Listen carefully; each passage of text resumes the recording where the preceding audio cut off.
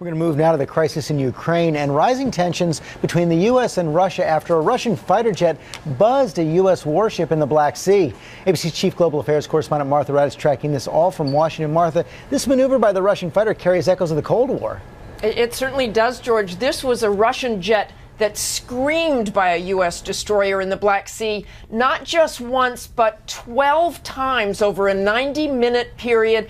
It came within about 1,000 yards of the U.S. ship and was flying at just 500 feet above sea level. That is lower than the Washington Monument, so you can imagine that it made quite an impression. The crew of the destroyer warned the Russians to stay back, but clearly that did not happen, and there is little doubt that this was not some rogue crew, that in fact there was very likely coordination from someone in the Kremlin. Now, it wasn't armed, and it happened in international waters, but the U.S. is still calling it irresponsible and provocative.